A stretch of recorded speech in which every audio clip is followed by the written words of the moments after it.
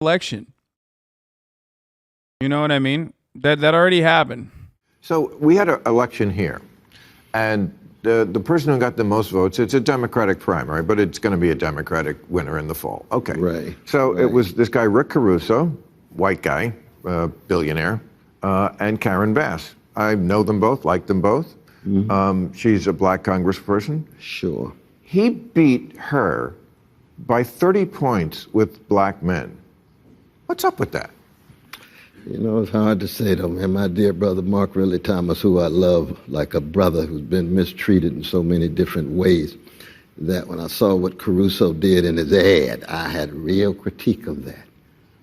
And so that I have a certain suspicion of certain politicians who come flying in from the top with billionaire money and think somehow they're going to be messianic in terms of dealing with the mess that sometimes they actually help cause. Now, I'm not saying that in his case, but if I looked a little deeper, I might see some connection. I wonder what it was. Maybe like if we looked at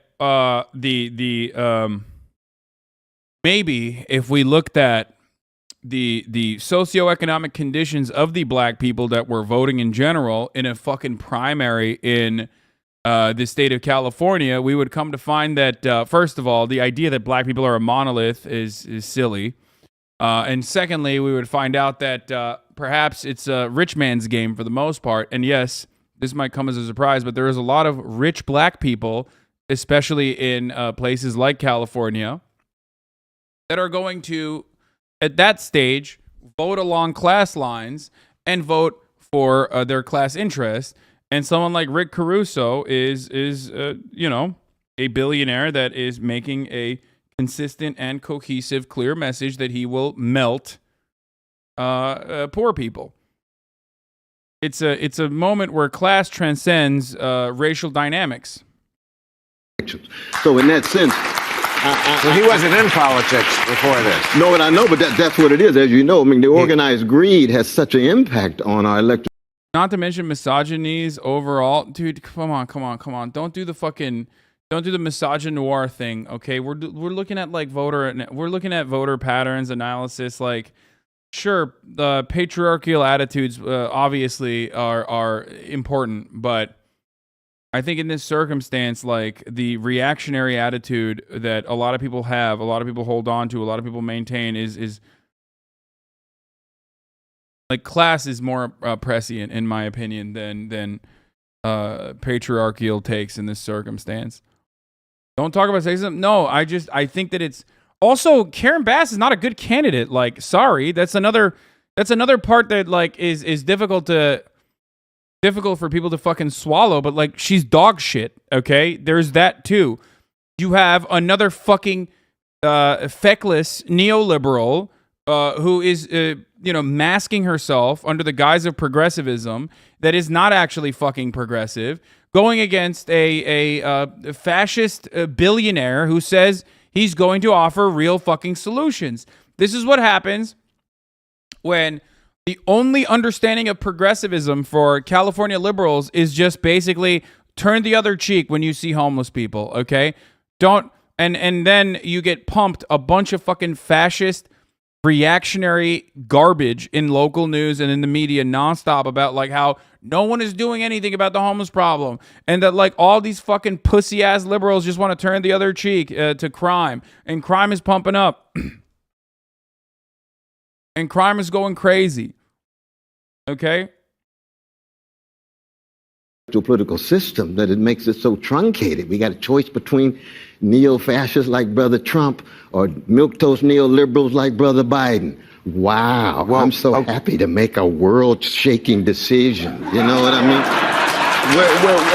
And you think of all the decent people in America, all the decent people in the country. How do we end up so hemorrhaged with these mediocre folk at the top? I see Biden is, but I see Biden is down with his black folks.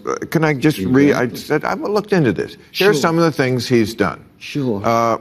Appointed one of the most diverse cabinets in history. First, of course, black and female vice president. Directed federal agencies on the first day to address the impact.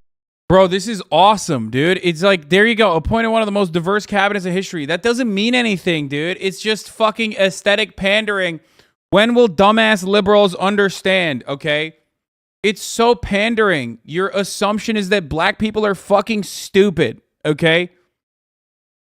Your assumption is like black people are too dumb to recognize their own material conditions and that the only thing that they care about is like, oh, wow, there's like a diverse cabinet. It's just aesthetic shit, okay?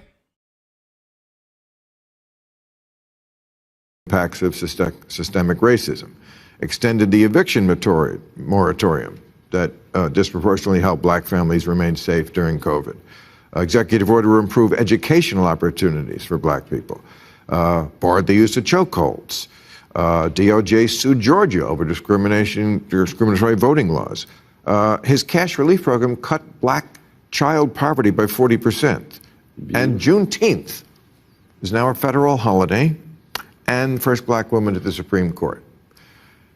No good? No, None of it? Those are wonderful given but why do you call him milquetoast then? I mean, he's milquetoast because he still is tied to Wall Street. He's got crimes of foreign policy. I know, but he's a that politician. Saudi Arabia is mistreating the Yemenites folk. The Israeli crimes against the Palestinians he's not going to say a word about. And look, he's in town right now. We just had the People's Summit, as you know. I know. Right across from him, right? Well, we had black poverty really been reduced by 40%. I don't believe that at all. All fucking the child credits were so effective, not just for black people, but black child poverty was reduced by 40%. Yes, the cash relief program straight up was incredible, dude. And of course, as is the case with like actual good fucking programs, it's gone. So, weird that I mean, this isn't even just about black people in general, though, by the way. And this is why I used to get very frustrated with like the media whenever they said like Bernie Sanders only talks about class, doesn't talk about black people in general. It's like, yo, motherfucker. Like, black people endure class-based violence, okay? And the Republican Party has masked its anti-black agenda under class-based solutions, okay? Like, if you are still trying to talk about this in like the 1960s terms, in the 1950s terms, you're going to always lose that argument. I thought this was well established. Okay? That's why they don't say the N-word anymore. That's why they say welfare queens. That's why they cut social safety nets. It's just the truth. Yes, I'm talking about Lee Atwater, obviously. His cash relief program cut black child poverty by 40%. Eh? Give the call him constraints under which milquetoast then. I but mean, he's milquetoast because he still is tied to Wall Street. He's got crimes of foreign policy. I saw this. I know. Right across from him, right? Well, we had the Summit and what of is the he doing Americas. with Latin America? We're on the cutting edge of human rights. We're USA in Latin America on the cutting edge of human. Like, I don't think the American voters care about, you know, Latin America and shit like that. I do agree with Dr. Cornell West that, like, you know, those are glaring hypocrisies. But I don't think the American voters care about that. I think the American voters care about what's in their pocket and how much things are, okay? How much things cost and how much money they're making at their jobs. And if you don't fucking resolve those problems, then it doesn't fucking matter if you're like saying, oh, look, we put a black woman in the Supreme Court. Okay? That's it. It doesn't matter. When gas is too expensive, which, by the way, people say like, well, it's not Brandon's fault and it's happening across the world. Yeah, no, technically it is happening across the world. Inflation is happening everywhere. It's a consequence of our, global capitalist structure. It's a consequence of having an oil cartel run the entire supply. Okay? But you have stress valves as the American government. You should be able to bully and whip the fucking, national oil producers into submission. And if you're not going to do that, and if you're not going to fucking solve that issue, if you're not going to actually beat the shit out of our oil providers, okay, the middlemen, I don't know what to tell you. You're not doing your job. Just fucking say you're going to nationalize it. Say you're going to take away the subsidies. Anything. Rights with one. Do your white guy impression again. We are on Oh, that's great. No, but all the precious brothers and sisters in Latin America, we overthrowing democratic parties. We in friendly terms with dictators. Let's just be honest and candid, and most importantly, yes, let's be honest and candid and say we're living in the real world. Nobody gets everything. Nobody gets everything. It's like you're such an absolutist. Oh, I'm not. Oh my God, dude. It's just like,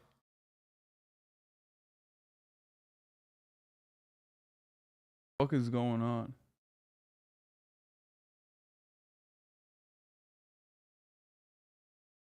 Sorry. There's no one in my house, but I'm hearing like water pipes. And I don't know if it's my neighbors or what it is. No, Marat's not here. Not ghosts, dude. Shut the fuck up. I'm at your house, bitch. Lamount. Okay.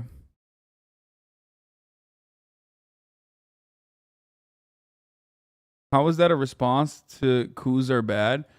Dude, if we're gonna talk about it from if we're gonna talk about like the American opinion on like the Democratic Party, I think like foreign policy doesn't factor into that as much. Americans care about the impact of our foreign policy, in the form of like where our taxes go. Okay. Like, our taxes go and fund America's imperialist, bloodthirsty affairs overseas. Hold on. What the?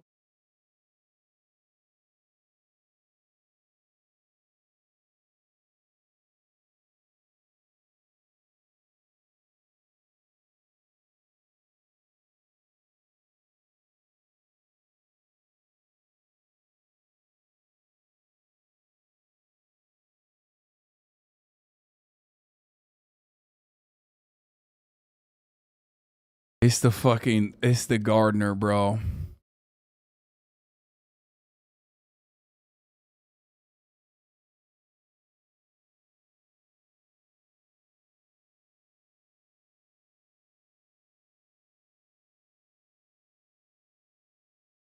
That is a Marat moment, okay? That is a Marat moment. He probably fucking... Oh my God.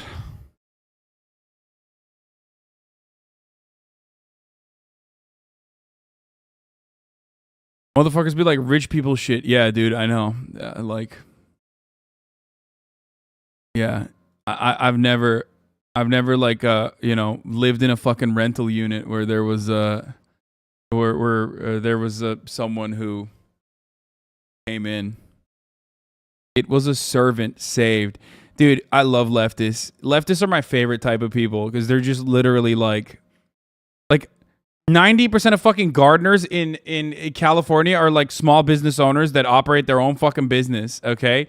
And motherfuckers are still like, yeah, it must be a slave, dude. Landscaper? Probably a slave. Yeah, dude. Unjustifiable hierarchies all around.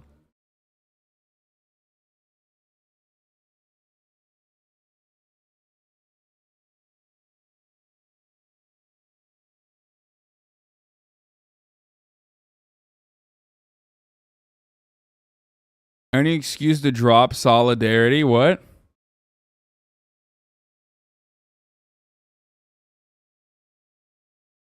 I think the bigger problem is people can have apathetic to politics and no longer care, like Afghanistan in the top of the year. At the top of the hour, people just don't care anymore. Fuck you, dude.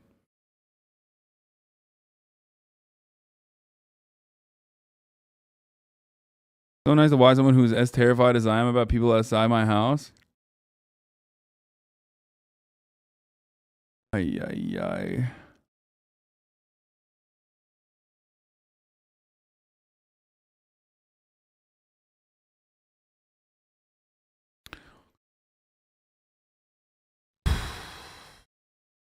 Got him, dude.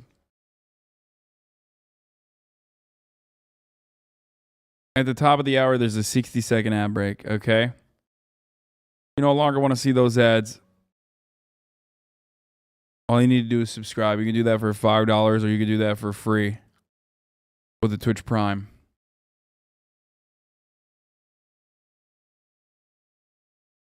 Leftists immediately think that somehow a landscaper is below someone that hires them because they're typically small business owning immigrants. Yeah, 100%.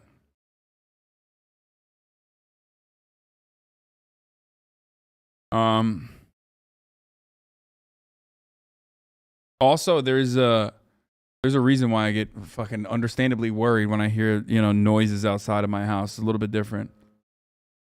Okay, delightfully small. Thank you for the 3 gifted subs. And Mooney Swoony, thank you for the 5 gifted subs. The thin green line, brother. Okay.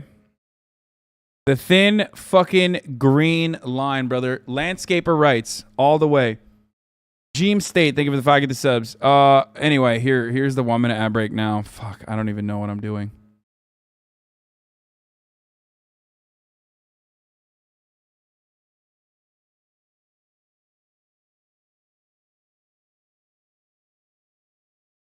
When people who work full-time can't afford food, clothes, and housing and gasoline, the people in charge of government should be spending most of their time focused on that. Wait, this is actually true, though. Why is Marco Rubio spitting facts right now? Straight facts.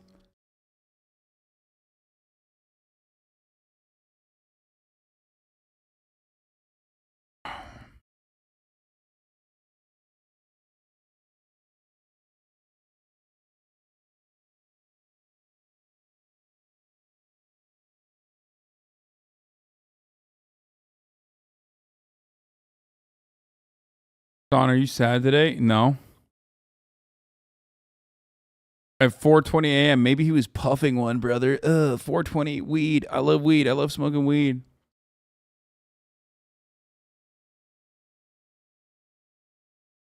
Did you see this hogwatch? Wait, what?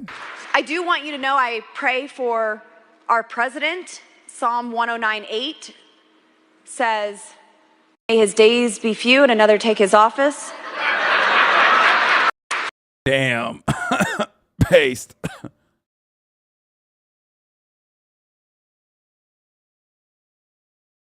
I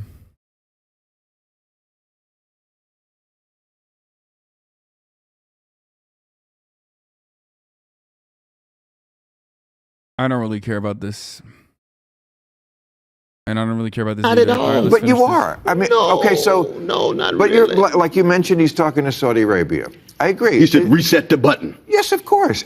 committing crimes against the It's a president. tremendous hypocrisy. He's a politician. That's what part of the gig is. Wait a second. Let me just finish. Okay. Yes, he doesn't want to invite the people to the Avenue of the Americas. You got New York City on your New York mind. City, the summit of the Americas. No harm in that. No harm in that. I live in Harlem. Because he didn't invite Cuba and Nicaragua and Venezuela because they are led by dictators, which I agree is so silly because he's about to meet with Saudi Arabia because they have the gas. And the he's got people a need the gangster gas. from Brazil And if- sitting with him, Okay, meeting in private. But if you don't get the people gas, and the people have a lot of gas already. Yeah. If you don't get they're going to lose badly, but they're going to lose even worse. It's just going to elect a Republican. So this is the world that we live in. People do have to make compromises, That's true. even good people. But no? there's a difference between, and based on your wonderful Ivy League training at Cornell University. One of the few colleges you have not taught at. Prudentia. There's gas in Venezuela. Why doesn't he talk to the Venezuelan people and stop starving them? I don't know. I'm just saying that could be cool. Better way forward is possible.